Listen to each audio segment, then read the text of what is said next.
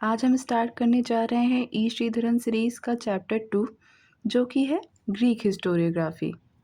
इस चैप्टर में जो पहला टॉपिक हम डिस्कस करेंगे वो है historiography of pre classical times. आखिर प्री क्लासिकल टाइम्स में हम कैसी हिस्ट्री लिखते थे, कैसे हमारे सोर्सेस होते थे, क्या हमारा तरीका होता था, क्या हमारा थीम होता था, किस चीज़ों की हम वैल्यू देते थे या नहीं देते थे। तो हमारे एक बहुत ही ज़्यादा रिनोन्ड स्कॉलर हैं हर्बर्ट बटरफील्ड। कौन है? Herbert Butterfield.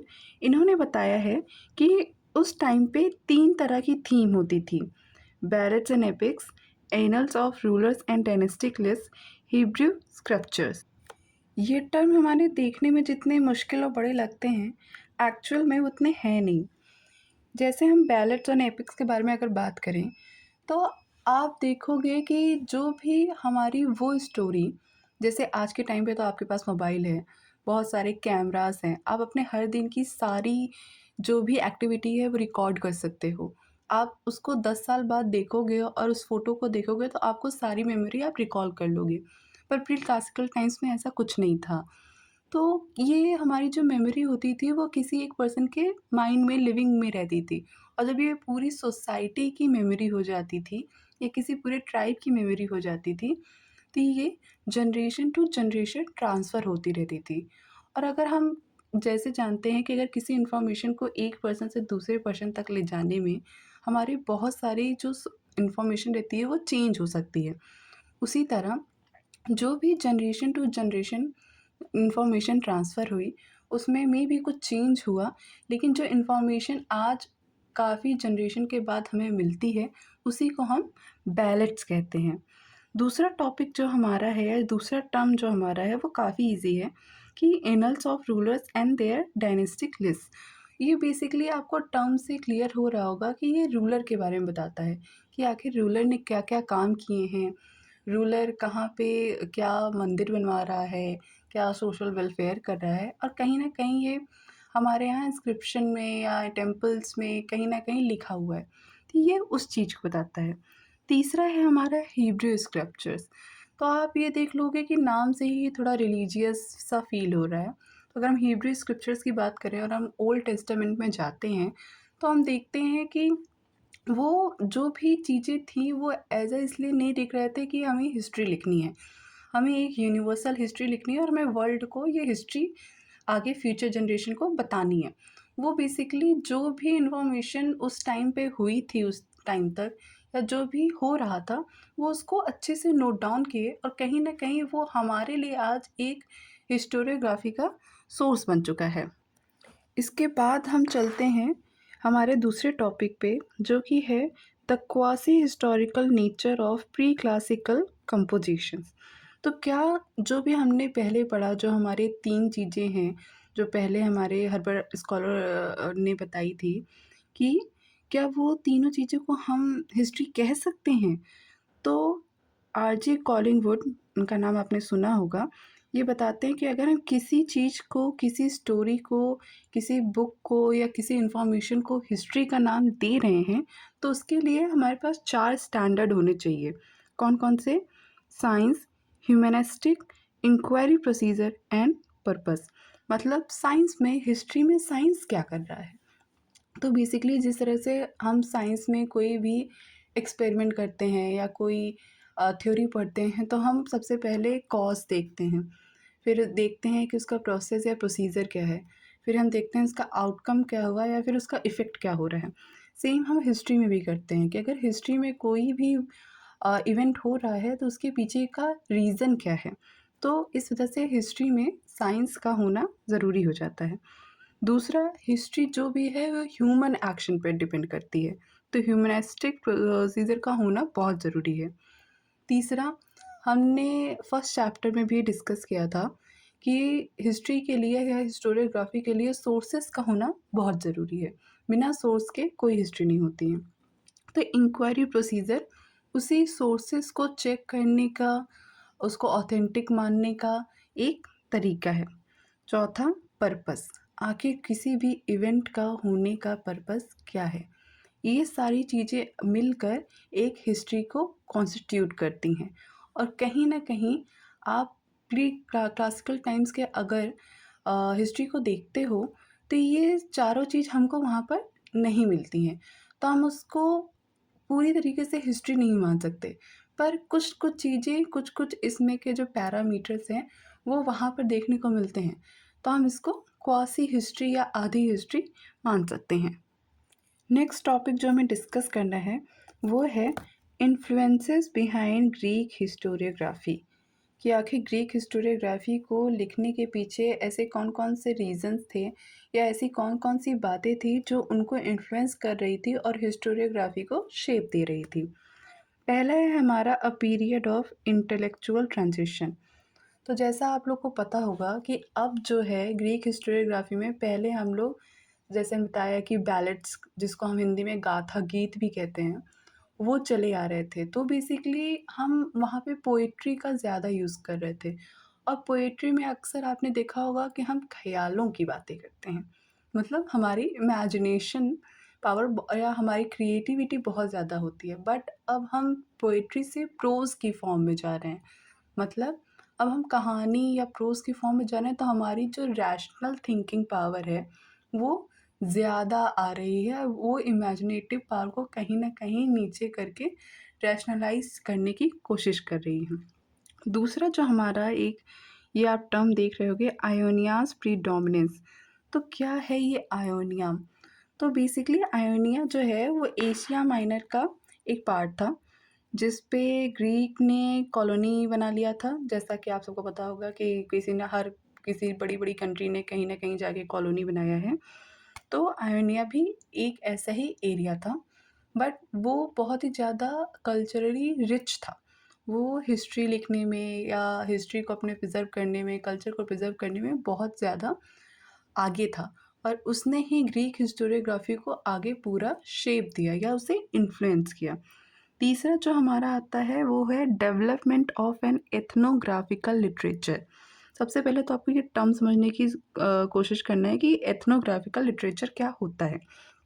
तो अगर जैसे आप आयोनिया में अब वो लोग चले गए हैं, तो ग्रीक ने क्या किया अपने आस-पास के नेबर के लोगों को उनको देखा, उनके कल्चर को समझा, वो क्या हैं, कैसे हैं, किस तरह का खाना खाते हैं, मतलब लोगों के बारे में जानने की कोशिश करी।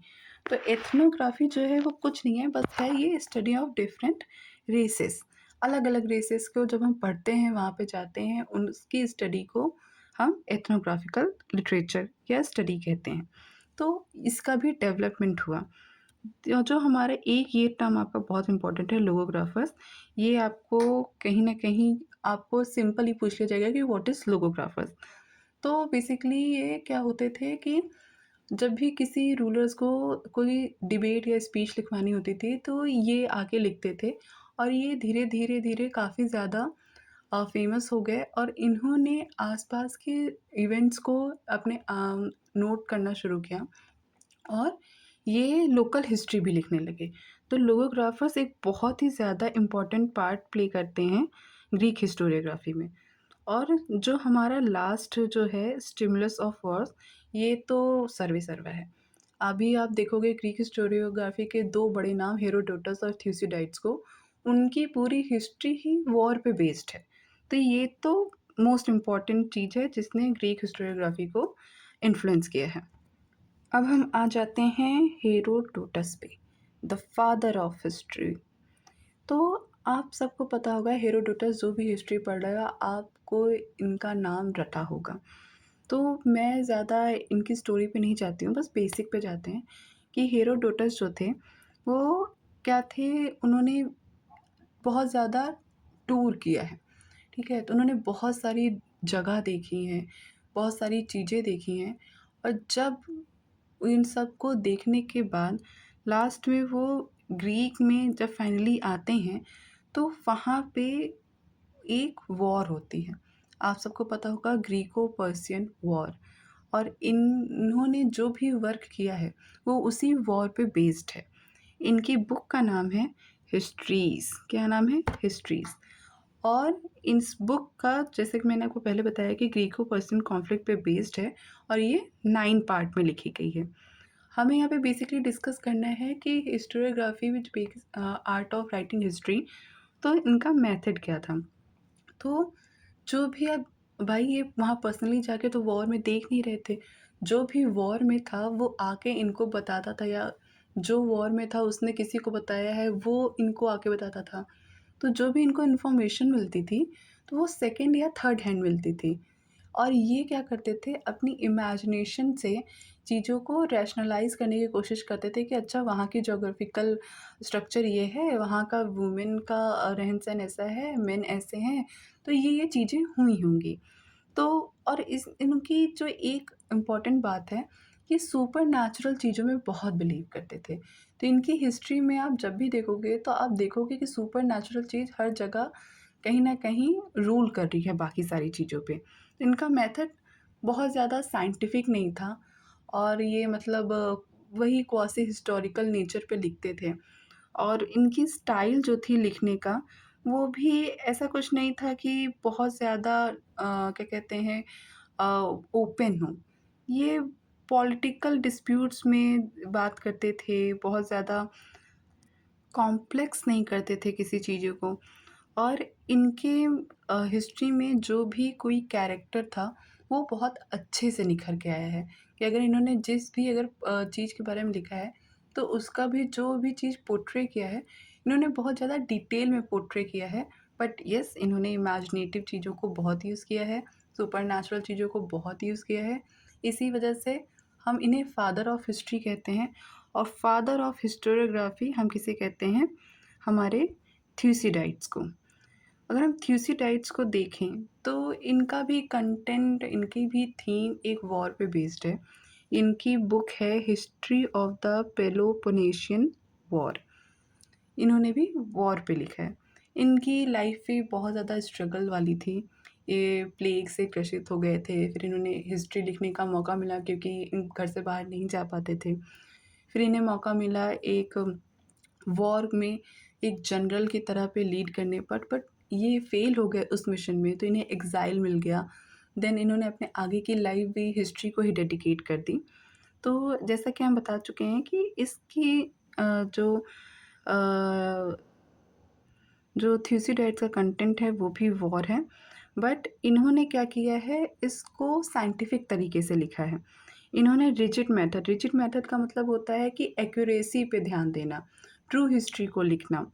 और साइंटिफिक मेथोडोलॉजी का मतलब होता है कि ज़्यादा से ज़्यादा वैलिड सोर्सेज पे यूज़ करना, रैशनल चीज़ों को यूज़ करना। और इमेजिनेशन को इन्होंने हेरोडोटस की तरह नहीं अप्लाई किया है। ये बेसिकली आई विटनेस पे बिलीव करते थे, और जो भी आई विटनेस ने जैसा डिस्क्राइब किया है ये उस पे लिखते थे। और ये बायस्ड ना हो इसका पूरा ध्यान रखते थे। इस वजह से इनको कहा जाता है the father of scientific method in history. तो जो भी हमारे दो इम्पॉर्टेंट ग्रीक हिस्टोरियोग्राफर्स हैं वो हैं हेरोडोटस एंड थ्यूसिडाइड्स, और हमें इनके बारे में थोड़ा डिटेल में पढ़ना है। तो अभी हमारा नेक्स्ट टॉपिक है Greek historical method and it's limitations. हमने अभी आपके जो भी मैंने अभी तक जितने भी आपको एक्सप्लेन किया है उसमें कहीं ना कहीं आप इसके लिमिटेशंस को अच्छे से समझ गए होंगे। कि पहला तो ये है कि ये आई विटनेस का अगर यूज़ कर रहे हैं तो आई विटनेस में सबका अपना पर्सपेक्टिव होता है। भाई मेरी जो बिलीव्स हैं, मैं जिस तरीके से चीज़ों को देख रही हूँ ज़रूरी नहीं है कि अदर पर्सन भी वैसा ही देखे। सबके अलग अलग बिलीव्स हैं। तो ये जब अगर किसी आई विटनेस पे हैं, उस पे बेस्ड अपने सोर्सेज़ को यूज़ कर रहे हैं, तो उनकी जो पर्सपेक्टिव होती है ऑलरेडी बहुत ज़्यादा नैरो हो जाता है। तो जिसकी वजह से एक यूनिवर्सल या ओपन हिस्ट्री लिखने का हमें मौका नहीं मिल पाता है। तो ये एक सबसे पहला हमारा लिमिटेशन हो जाता है। दूसरा हमारा लिमिटेशन हो जाता है कि हिस्टोरियन यहाँ पे अपने सब्जेक्ट को चूज़ नहीं कर रहा है। भाई वॉर हो गई, वॉर इज़ द क्या है कि हमारा प्रिवेलेंट टॉपिक है। अब हिस्टोरियन क्या कहता है, इस सब जो चीज़ें चल रही हैं वो अपने आप अपना लेता है। तो हिस्टोरियन जाके सोच के विचार के यहाँ पे अपने सब्जेक्ट को चूज़ नहीं कर रहा है, बल्कि जो इवेंट्स, एक इतना बड़ा इवेंट हो रहा है उसने ही हिस्टोरियन को मजबूर कर दिया उसकी उसको चुना जाए। तो ये हमारा यहाँ पे दूसरा लिमिटेशन हो जाता है। तीसरा हो जाता है कि ग्रीक हिस्टोरियन में जिन्होंने भी अब हेरोडोटस को देख लो, थ्यूसिडाइड्स को देख लो, क्योंकि इन्होंने अपने लेवल पे और अपने टाइम पे इतना बड़ा काम कर दिया था कि इनको क्रिटिसाइज़ करना उस टाइम पे पॉसिबल नहीं था। तो हमारी जो बेटर हिस्ट्री थी कि और अच्छी हिस्ट्री ग्रीक हिस्टोरियोग्राफी में लिखी जा सके, वो उस टाइम पे नहीं आ पाई, क्योंकि ये एक तरह से आर्ट का फॉर्म हो गया था कि वाओ! क्या तो हिस्ट्री लिखती है। और हमारे ई श्रीधरन सीरीज़ में ग्रीक हिस्टोरियोग्राफी का जो लास्ट टॉपिक है, वो आता है कि Greek conception of the nature of history and it's value. मतलब ग्रीक क्या क्या मानते थे हिस्ट्री में, या उनका कॉन्सेप्ट क्या था, उसका नेचर क्या था। तो हमारा जो सबसे पहला आता है वो होता है सेंसिटिविटी। कॉलिंगवुड ने ऑब्ज़र्व किया है कि क्योंकि उस टाइम पे चीज़ें इतनी तेज़ी से ट्रांज़िट हो रही थी, इतनी तेज़ी से चेंज हो रही थी, इतनी तेज़ी से वहाँ पे ट्रांज़िशन हो रहा था और इतनी सारी चीज़ें ग्रीक्स ने देख ली थी कि उनको लगा कि ये सारी चीज़ें पहले भी हुई हैं। और ज़रूरी नहीं है यहाँ पे सारी पॉज़िटिव चीज़ें हों या नेगेटिव चीज़ें हों, दोनों चीज़ें थीं। तो इस वजह से उनका इस ह्यूमन लाइफ़ की तरफ, इस अर्थ की तरफ, इस सोसाइटी की तरफ कहीं न कहीं एक सेंसिटिव नेचर आ गया था, जिसने उनकी हिस्ट्री को बहुत ज़्यादा इन्फ्लुएंस किया। दूसरा आता है साइक्लिक व्यू। साइक्लिक व्यू, आप इसको याद रखिएगा, ये कई बार यूजीसी नेट एग्ज़ाम में या किसी भी असिस्टेंट प्रोफ़ेसर एग्ज़ाम में पूछा गया है। जाता ही जाता है, ये बहुत इम्पोर्टेंट है। और साइक्लिक व्यू आप नाम से समझ रहे होंगे कि एक साइकिल, साइकिल क्या होती है? जहाँ से स्टार्ट होता है वहीं पे आके एंड होता है।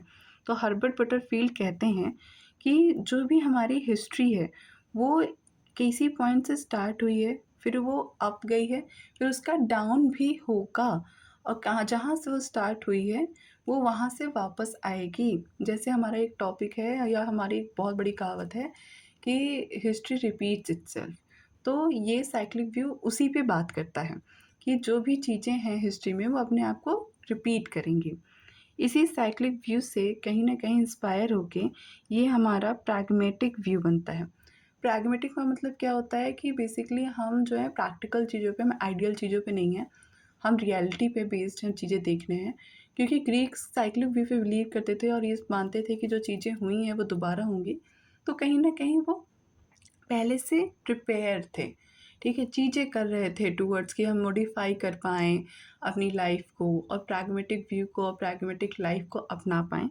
तो इससे क्या कहते हैं, उनकी हिस्टोरियोग्राफ़ी बहुत ज़्यादा इन्फ्लुएंस हुई है और उनकी लाइफ़ भी बहुत इन्फ्लुएंस हुई है।